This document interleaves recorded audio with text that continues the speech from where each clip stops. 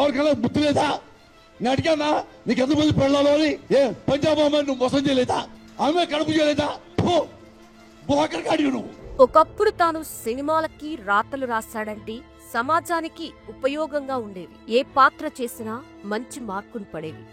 Correct కాదు sir, మీరు తప్పు చేస్తున్నారు సార్. అయితే జీవితం వేరు, సినిమా వేరు, రాజకీయ జీవితం వేరు. అందులోనూ రాజకీయాల్లో పాలనా పరంగా చేసే విమర్శలు వేరు. ఇంత ముందు రాజకీయ నాయకులే ప్రజల డబ్బులు పక్కులా తినేవాళ్ళు. వ్యక్తిగత విమర్శలు వేరు. వ్యక్తిగత విమర్శలు కొంతవరకు పర్వాలేదనిపించినా విచ్చలవిడి విమర్శలు వేరు. ఆ విమర్శలు చేసినప్పుడు ఆ పార్టీ నేతలు లేదా అభిమానులు చప్పట్లు కొట్టచ్చు. కానీ పరిస్థితి మారితే ఊచలు లెక్క పెట్టాల్సి ఉంటుంది. అలాంటి వివాదంలో ఒకటి పోసాని కృష్ణమురళి అరెస్టు వివాదం. హైదరాబాద్ లో ఉంటున్న పోసాని కృష్ణమురళిని పోలీసులు అరెస్ట్ చేసిన విషయం తెలిసిందే.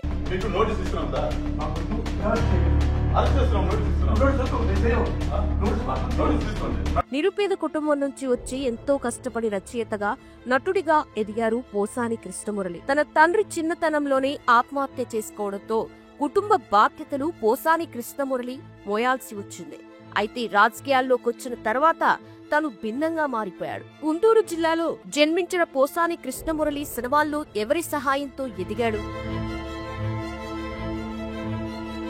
రాజకీయాల్లోకి ఎలా వచ్చాడు? గతంలో ఎన్నికల్లో పోటీ చేసిన కృష్ణమురళికి ఎన్ని ఓట్లొచ్చాయి? పవన్ కళ్యాణ్ ని అంత దారుణంగా తిట్టడానికి వెనక ఎవరున్నారు?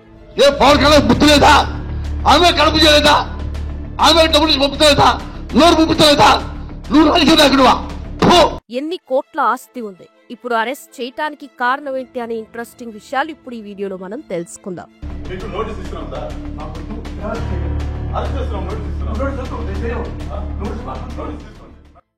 పోసాని కృష్ణమురళి 1958 జనవరి 22న జన్మించారు. ఇక ఆయన సతీమణి కుసుమలత. కుసుమ ఆ రోజుల్లోనే BSc BL చేయడమే కాకుండా నాగ్పూర్ యూనివర్సిటీలో ML కూడా పూర్తి చేయాలని సంకల్పించి కాలేజీలో చేరినప్పటికీ పోసాని సంబంధం రావడం, పెళ్లైపోవడంతో ఆమె చదువుకి బ్రేక్ పడింది. మరోవైపు పోసాని కూడా BCom పూర్తి చేసిన తర్వాత MA MPhil చేయడమే కాకుండా PhD లో కూడా చేరినప్పటికీ వివాహం తర్వాత వచ్చిన పరిస్థితుల కారణంగా డాక్టరేట్ అందుకోలేకపోయారు. ఇక అప్పటికే ఇండస్ట్రీకి అడుగుపెట్టి దాదాపు 150 సినిమాలకు పైగా రచయితగా పనిచేయడమే కాకుండా నటుడిగా ఎన్నో విలక్షణమైన పాత్రలు నటించి మంచి గుర్తింపును తెచ్చుకున్న విషయం తెలిసిందే. రచయితగా, నటుడిగా, దర్శకుడిగా, నిర్మాతగా తనను తాను నిరూపించుకోవడమే కాకుండా ఏ విషయం గురించైనా, ఎవరి గురించైనా ఎటువంటి జంకు బొంకు లేకుండా ఉన్నదున్నట్టు మాట్లాడే ఫైర్ బ్రాండ్ గా గుర్తింపు తెచ్చుకున్నారు. అలాగే పొలిటికల్ ఎంట్రీ ఇచ్చిన విషయం తెలిసిందే. కానీ 2024 ఎన్నికల్లో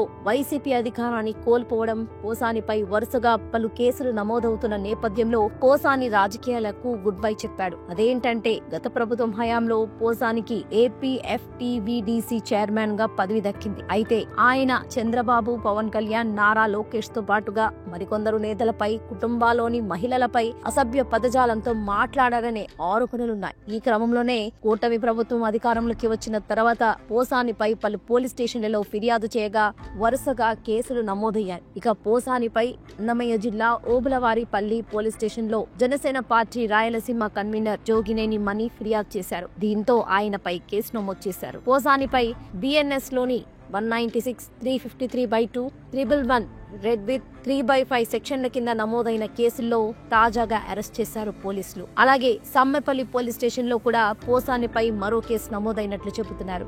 అయితే రాష్ట్ర వ్యాప్తంగా పలు జిల్లాలో పోసానిపై కేసులు నమోదయ్యాయి. ఇక ఆయనపై ఉన్న కేసుల విషయంలో బుధవారం రాత్రి గచ్చిబౌలిలోని ఆయన నివాసంలో ఏపీలోని అన్నమయ్య జిల్లా ఓబులవారిపల్లె పోలీసులు అదుపులోకి తీసుకుని అక్కడి నుంచి తరలించారు. ఇక పోసాని అరెస్ట్ సమయంలో కొంత రచ్చ కూడా జరిగింది. పోలీసులు వచ్చిన సమయంలో కొద్దిసేపు హై డ్రామా నడిచింది. ఓబులవారిపల్లి పోలీసులు హైదరాబాద్ రాయదుర్గం పోలీస్ ని కలిసి వారి సహకారంతో పోసాని ఇంటికి వెళ్లారు.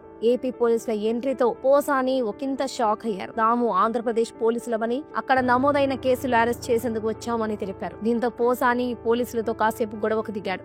నాకు ఆరోగ్యం సరిగ్గా లేదు, ఆసుపత్రిలో ట్రీట్మెంట్ చేయించుకోవాలి, నోటీసులు ఇస్తే కాస్త కోలుకున్న తర్వాత పోలీసుల విచారణకి వస్తానని అన్నప్పటికీ కూడా పోలీసులు మాత్రం ఇది తమ డ్యూటీ అని అలా కాసేపు వాదనల తర్వాత పోసానిని అరెస్ట్ చేస్తున్నామని చెప్పి ఆయన భార్యకు నోటీసులు ఇవ్వబోయారు. అయితే ఆ నోటీసులపై సంతకం పెట్టొద్దని పోసాని భార్యతో అన్నారు. అయితే చివరికి నోటీస్ ఇచ్చి ఆయన అరెస్ట్ చేసి అన్నమయ్య జిల్లాకు తీసుకువెళ్లారు. ఇక ప్రస్తుతం ఈ న్యూస్ బాగా వైరల్ అవడంతో వైఎస్ఆర్సీపీ మహిళా నేత శ్యామల, మాజీ మంత్రి కురసాల కన్నబాబు వంటి ఇతర నేతలు పోసాని అరెస్టు విషయంలో కూటమి ప్రభుత్వంపై బాగా ఫైర్ అయ్యారు. ఇదంతా ఇలా ఉంటే పోసాని వివాహం కుసుమలతతో 1991లో జరిగింది. పెళ్లికి ముందు పోసాని ఆమెను చూడ్డానికి తల్లిదండ్రులతో పాటు తన తల్లికి స్వయాన తమ్ముడు కుమారుడైన ప్రస్తుత స్టార్ డైరెక్టర్ కొరటాల శివని తీసుకొని విజయవాడ వెళ్లి కుసుమని కలిశారు పోసాని. అప్పటికి కొరటాల శివ ఇంటర్మీడియట్ చదువుకున్నారు. ఇక పెళ్లైన కొత్తలో పోసానికి ఎంతో కోపం ఉండేది. వారి దంపతులకి 2 కుమారులు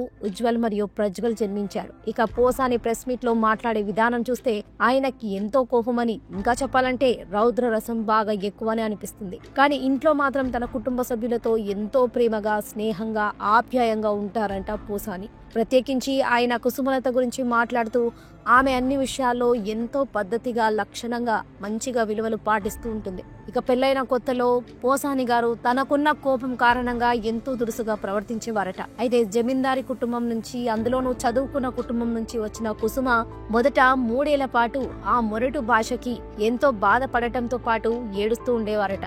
అత్తమామలు కూడా అనవసరంగా తమ అమ్మాయిని ఒక రౌడీగాడికి ఇచ్చి పెళ్లి చేస్తామని అనుకునేవారట. కుసుమని పోసాని ఒసే అని మర్యాద లేకుండా పిలుస్తుంటే తమ ఇంట్లో ఎప్పుడు అలాంటి పిలుపు వినని కుసుమ అది తనకు నచ్చడం లేదని చెప్పిన సందర్భంలో అది నచ్చకపోతే ఒసే ముండా అని పిలుస్తానని అనేవాడట. అయితే ఆ తర్వాత క్రమంగా తన సహనంతో, ప్రేమతో ఆయన ఎంతగానో మార్చుకున్నారట కుసుమ. పోసాని ప్రతిరోజు కూడా ఆ రోజు ఎవరిని తిట్టారో, ఎవరు తనని తిట్టారో అన్ని విషయాలు కూడా కుసుమతో పంచుకుంటూనే ఉంటారట. ఓసారి పోసాని తన భార్య కుసుమ గురించి మాట్లాడుతూ, తను నన్ను ఏమీ అడగదు, టైంకి ఇంట్లో ఉండి తనతో పిల్లలతో కలిసి గడిపితే చాలు, మనిషిగా పుట్టాక ఏదో ఒక రోజు చావాల్సిందే, నేను చనిపోయినప్పుడు కూడా ఎట్టి పరిస్థితుల్లోనూ ఏడవద్దని నా భార్యకు చెప్పా. ఆ మాటలు వినగానే నువ్వు లేకుండా నేను కూడా బ్రతకను అని ఎంతగానో తను ఏడ్చేసింది. కానీ నేను అప్పుడు తనకు ఒక మాట చెప్పా, నువ్వు ఒకవేళ ముందు చచ్చిపోయినా నేను బ్రతికే ఉంటా అని. జీవితాన్ని ఎవరైనా అర్ధాంతరంగా ముగించకూడదు. ముగింపు వచ్చినప్పుడు ఎలాంటి వారికైనా నిష్క్రమణ తప్పదు. నేను ఒకటే కోరుకుంటున్నా, నేను చనిపోయాక నా శవాన్ని కూడా సినిమా ఇండస్ట్రీలో ఎవరికి చూపించొద్దు. నన్ను కేవలం నా భార్య, పిల్లలు మాత్రమే చూడాలి. అది కూడా నా గురించి, నాతో ఉన్న జ్ఞాపకాల గురించి తలుచుకుంటూ అప్పుడు కూడా ఆనందంగా గడపాలి అని చెప్పారు. 2005లో పోసాని శ్రావణ మాసం అనే సినిమా తీసి దర్శకుడిగా, నిర్మాతగా